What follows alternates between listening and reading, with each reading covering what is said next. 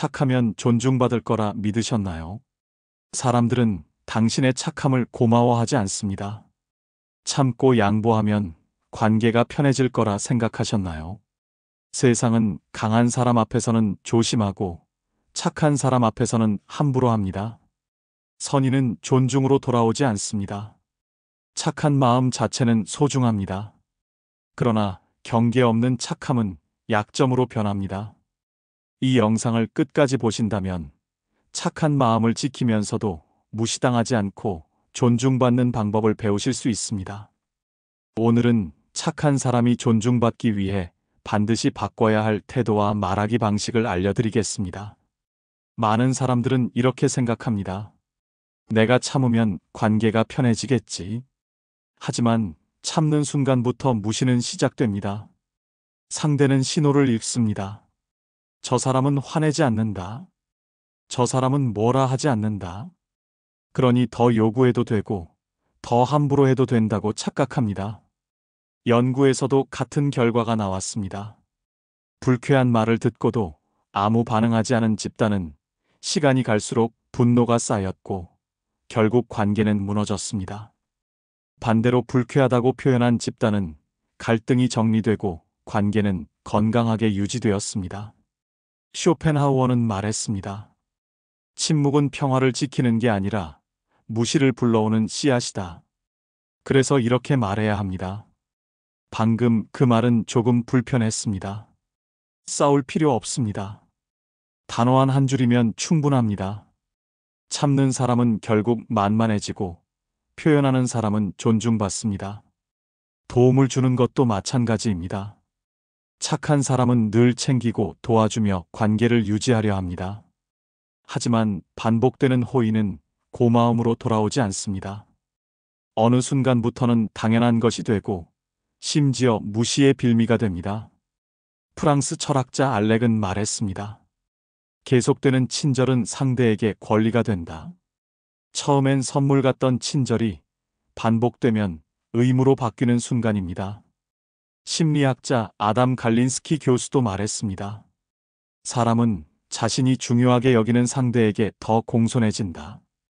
늘 퍼주는 사람은 존중받지 못합니다. 그래서 부탁을 받았을 때는 바로 대답하지 말고 이렇게 말해보세요. 제가 확인해보고 알려드릴게요. 이번에는 어렵습니다. 단호한 한 줄이 상대의 태도를 바꿉니다. 감정을 숨기는 것도 존중을 잃는 지름길입니다. 괜찮아. 내가 예민한가 봐. 착한 사람들이 가장 자주 쓰는 말입니다. 하지만 감정을 숨기면 상대는 내 마음을 고려하지 않습니다. 쇼펜하우어는 말했습니다. 감정은 억누를수록 더 큰 형태로 되돌아온다. 감정을 누르는 순간 상대는 나를 더 이상 신경 쓰지 않습니다. 그러니 이렇게 말해야 합니다. 그 말 사실 조금 서운했습니다. 그 상황은 제 마음을 상하게 했습니다. 이 짧은 고백이 내 존재를 되살립니다. 강한 사람은 화를 참는 사람이 아니라 자기 마음을 말할 줄 아는 사람입니다. 거절조차 하지 못하는 것도 문제입니다. 착한 사람들은 거절을 하더라도 장황하게 설명합니다. 몸이 안 좋아서, 다른 약속이 있어서, 정말 미안한데 설명이 길어질수록 상대는 더 파고듭니다. 쇼펜하우어는 말했습니다. 지나치게 설명하는 자는 이미 스스로 죄인임을 고백하는 것이다. 거절은 설득이 아니라 통보입니다. 이번에는 어렵습니다. 오늘은 힘들 것 같습니다. 심리학 연구에서도 이유를 장황하게 덧붙인 사람은 더 설득을 당했고 짧게 말한 사람은 압박받지 않았습니다. 단호한 한 줄이 곧 존중의 경계가 됩니다. 결국 핵심은 단순합니다. 착한 마음은 귀하지만 경계 없는 착함은 약점으로 해석됩니다. 칸트는 인간을 수단이 아니라 목적이라 했습니다. 그는 이렇게 말했습니다. 내가 나를 수단으로 대하면 남들도 나를 수단으로 대한다. 내가 나를 존중할 때만 남들도 나를 존중한다. 착한 사람이 존중받으려면 착함을 버릴 필요는 없습니다. 다만 그 위에 단호한 경계를 세워야 합니다. 착함은 덕목이고 경계는 힘입니다. 이 두 가지가 함께할 때 존중은 따라옵니다. 착한 사람이 상처받는 이유는 단순히 내 태도 때문만은 아닙니다. 그 반대편에는 착한 사람을 만만히 보는 사람들의 심리가 숨어 있습니다. 그 심리를 알지 못하면 우리는 계속 같은 상처를 반복해서 받게 됩니다. 존중을 잃는 순간은 내 잘못이 아니라 상대의 내면에서 시작되는 경우가 많습니다. 그렇기에 그들의 민낯을 제대로 알아야 더 이상 불필요한 죄책감을 느끼지 않고 내 마음을 지킬 수 있습니다.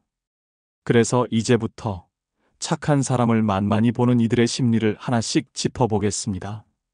첫째, 착함을 약함으로 착각하는 사람들이 있습니다.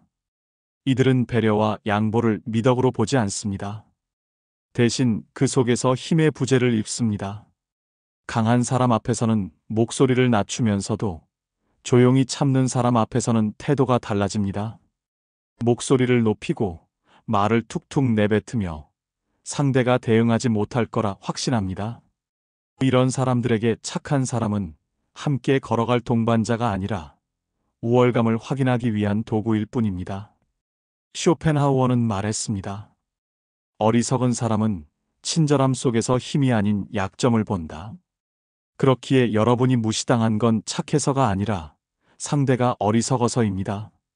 내가 약해서가 아니라 그들의 그릇이 작기 때문입니다. 둘째, 공감 능력이 없는 사람들이 있습니다. 이들은 누군가 상처를 받아도 제대로 느끼지 못합니다. 오히려 뻔뻔하게 이렇게 말하죠. 그걸 왜 이제 말해? 그럼 그때 말하지 그랬어. 참아도 문제고 말해도 문제입니다. 더 기가 막힌 건 그들이 여전히 자신이 무엇을 잘못했는지조차 모른다는 겁니다. 심리학자 마샤 리드는 말했습니다. 공감이 없는 사람은 감정 없는 언어로 상대를 2번 죽인다. 이들은 타인의 고통을 상상할 수 없고 자신의 말이 남에게 어떤 상처가 되는지 자각하지 못합니다. 쇼펜하우어도 말했습니다. 둔한 사람은 타인의 고통을 상상할 수 없고 그 결과 쉽게 상처 주고도 무감각하다. 그러니 그들의 무심한 말 앞에서 자책할 필요가 없습니다. 그건 나의 잘못이 아니라 그들의 공감 능력이 결여된 탓입니다. 셋째, 비겁한 사람들이 있습니다. 이들은 언제나 약자에게만 강합니다. 웃으며 대하지만 속으로는 상대의 반응을 살핍니다. 그리고 참는다고 판단되면 슬쩍 선을 넘기 시작합니다. 특히 상처 주는 말을 내뱉고는 꼭 이렇게 빠져나갑니다. 그건 그냥 한 말이야. 그렇게 예민하게 받아들일 줄 몰랐어. 상처는 주었지만 책임은 지지 않는 태도. 이것이 비겁한 사람의 특징입니다. 심리학자 로버트 서튼은 말했습니다. 진짜 나쁜 사람은 늘 선택적으로 나쁘다. 아무에게나 그러지 않고 만만해 보이는 사람에게만 독하게 군다는 뜻입니다. 쇼펜하우어는 말했습니다. 침묵은 미덕이 아니라 비겁한 자들의 피난처다. 여러분이 계속 참으면 그들은 괜찮은 줄 압니다. 결국 상처는 여러분 몫이 되고 그들은 무책임하게 빠져나갑니다.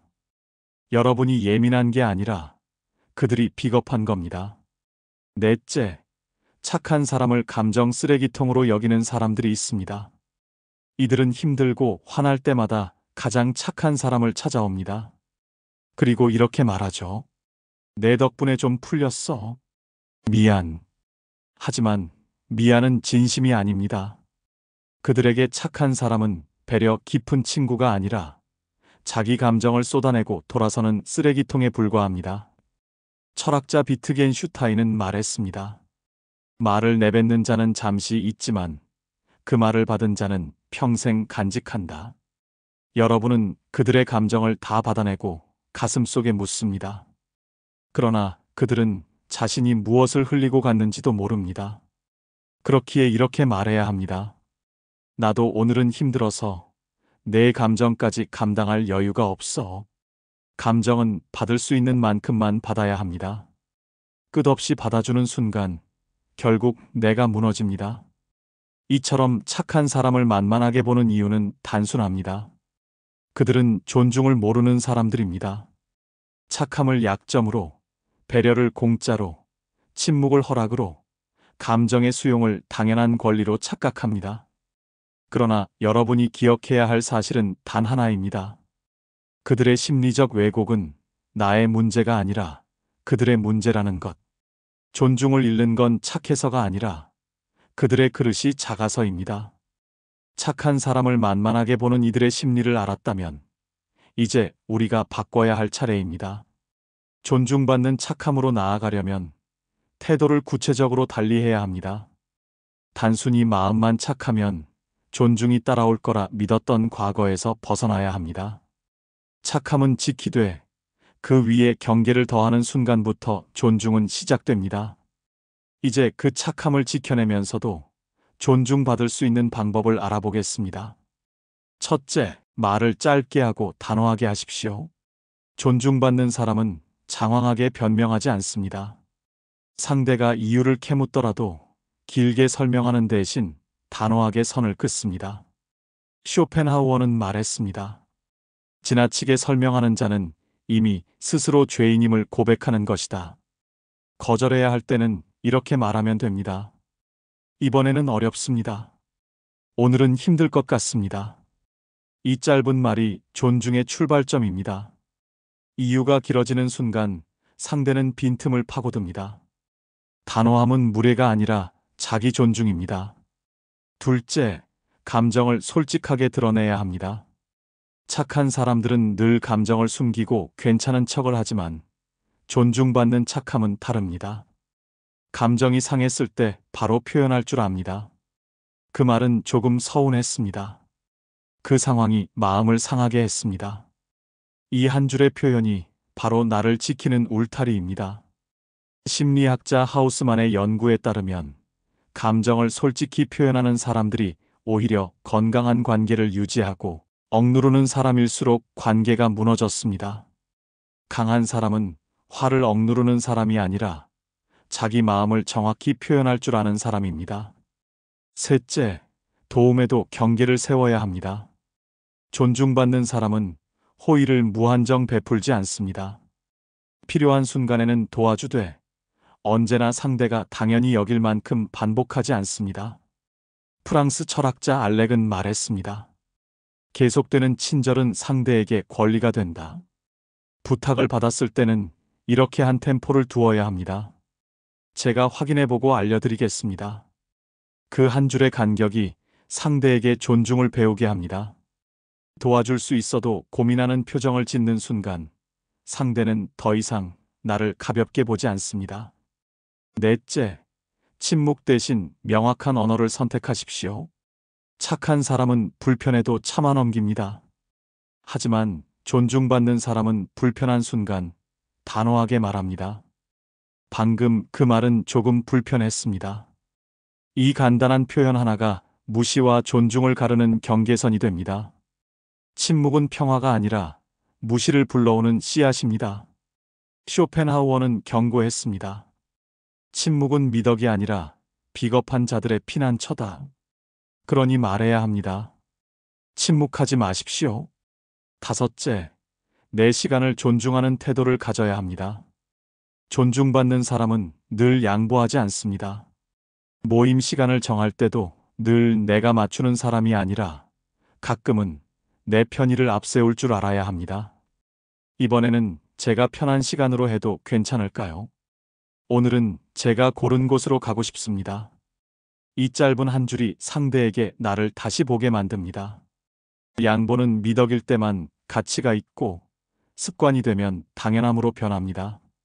당연시되는 순간 내 존재감은 흐려지고 존중은 사라집니다. 결국 존중받는 착함은 단순합니다. 말은 짧고 단호하게, 감정은 솔직하게, 도움은 선을 지키며, 불편함은 침묵하지 않고 표현하며, 양보는 가끔만 하는 것입니다. 이 5가지 태도가 쌓일 때 비로소 착한 마음은 약점이 아니라 존중의 힘으로 바뀝니다. 철학자 칸트는 말했습니다. 인간은 수단이 아니라 목적이다. 내가 나를 존중하는 순간 상대도 나를 수단이 아닌 목적으로 대할 수밖에 없습니다. 착함 위에 경계를 세울 때 사람들은 비로소 그 착함을 존중하게 됩니다. 태도만 안다고 해서 존중이 따라오지는 않습니다. 실제로 입 밖으로 꺼내야 하고 일상의 장면 속에서 실천해야 합니다. 존중받는 착함은 말투와 태도의 작은 차이에서 만들어집니다. 지금부터 사람들이 자주 겪는 상황 속에서 어떻게 경계를 세워야 하는지 구체적인 대화법을 살펴보겠습니다. 첫째, 업무를 분담할 때입니다. 직장이나 모임에서 일이 주어질 때 착한 사람은 늘 제가 할게요 하며 책임을 떠맡습니다. 그러나 존중받는 사람은 다릅니다. 이렇게 말해야 합니다. 이번 일은 제가 맡기에는 조금 벅찹니다. 다른 분들과 나눠서 진행하는 게 좋겠습니다. 이 한 줄이 상대의 태도를 바꿉니다. 늘 모든 일을 감당하던 사람이 선을 긋는 순간 비로소 존중은 시작됩니다. 둘째, 반복되는 사소한 부탁에 응할 때입니다. 가족이나 가까운 사람이 자주 심부름을 시킬 때 착한 사람은 늘 웃으며 움직입니다. 하지만 존중받는 사람은 다릅니다. 이렇게 말할 수 있어야 합니다. 지금은 제가 할 수 있는 상황이 아니에요. 이번엔 직접 하시는 게 좋겠습니다. 가까운 사이라고 해서 늘 들어주면 어느 순간 그 부탁은 의무가 됩니다. 쇼펜하우어는 말했습니다. 거절을 두려워하는 자는 결국 자신을 희생시킨다. 사소한 부탁일수록 경계를 세워야 존중이 유지됩니다. 셋째, 무시하는 발언을 들었을 때입니다. 착한 사람은 마음이 상해도 웃어넘기거나 참습니다. 그러나 존중받는 사람은 침묵하지 않습니다. 방금 그 말은 조금 불편했습니다. 이 한 줄이 무시와 존중을 갈라놓습니다. 심리학 연구에서도 불쾌한 발언을 바로 짚어낸 사람이 오히려 관계를 건강하게 유지했습니다. 침묵은 평화를 지키는 것이 아니라 상대에게 더 큰 무례를 허락하는 신호일 뿐입니다. 넷째, 친구와 대화 중에 무례하게 선을 넘을 때입니다. 가까운 사이일수록 더 쉽게 말을 내뱉고 선을 넘는 경우가 많습니다. 농담이라고 했지만 내겐 상처가 되고 웃어넘겼지만 속에서는 불편함이 쌓입니다. 이때 착한 사람은 그냥 분위기를 지키려고 넘어갑니다. 그러나 존중받는 사람은 다르게 반응합니다.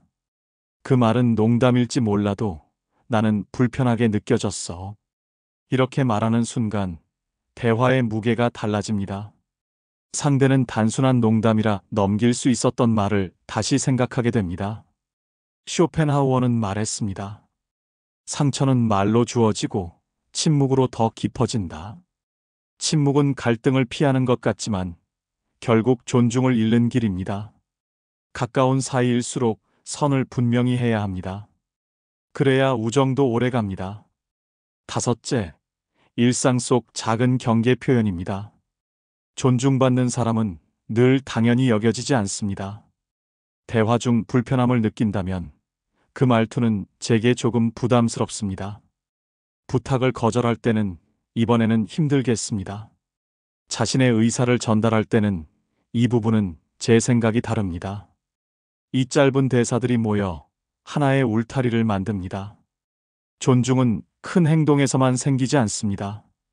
순간마다 내 감정을 표현하고 내 시간을 지키고 내 선택을 존중하는 말이 쌓여야 만들어집니다.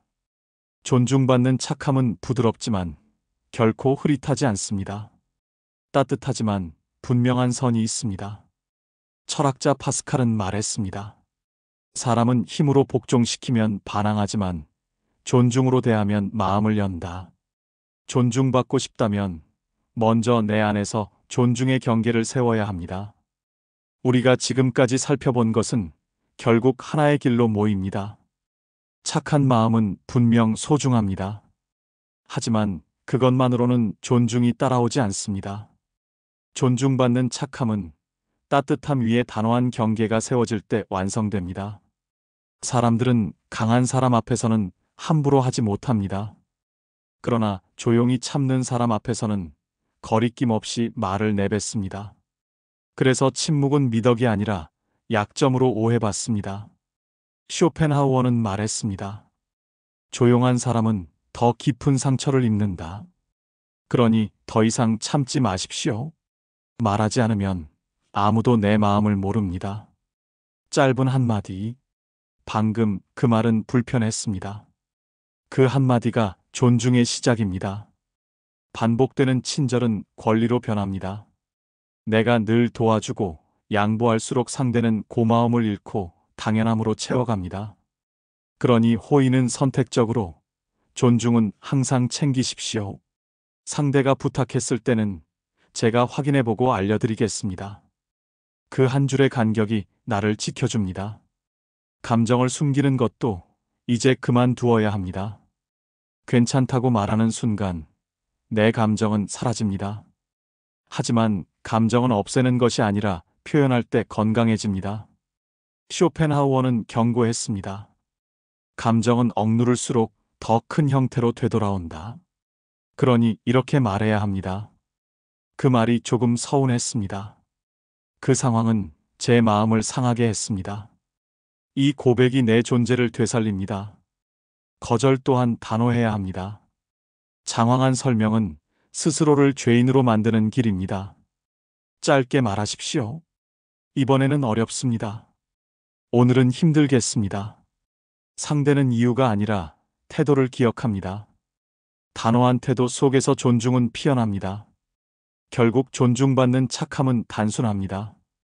내 마음을 지키면서도 상대를 배려하는 균형. 그것이 힘입니다. 철학자 칸트는 말했습니다. 내가 나를 존중할 때만 남들도 나를 존중한다. 내가 나를 대하는 방식을 바꾸는 순간 사람들도 나를 대하는 태도를 바꿀 수밖에 없습니다. 착함은 버려야 할 것이 아닙니다. 착함은 여전히 귀합니다. 그러나 이제는 그 착함이 이용당하지 않도록 울타리를 세워야 합니다. 따뜻한 마음과 단호한 경계, 이 두 가지가 함께할 때 착한 마음은 약점이 아니라 존중의 힘으로 빛납니다. 오늘 들으신 내용 속에서 떠오르는 일이 있으신가요? 속상했던 경험이든 내가 꼭 바꾸고 싶은 습관이든 댓글에 적어주십시오. 글로 적는 순간 마음이 풀리고 정리가 됩니다. 댓글은 단순한 글이 아닙니다. 적는 순간 다짐이 되고 실천으로 이어집니다. 여러분이 적어주신 한 줄이 다시 시작할 힘이 될 것입니다. 이 영상이 마음에 닿았다면 좋아요와 구독으로 함께 해주십시오. 여러분의 응원이 모여 더 많은 분들에게 존중받는 삶의 길을 전하는 힘이 됩니다. 오늘도 여러분의 하루가 존중과 평안으로 채워지기를 기원합니다.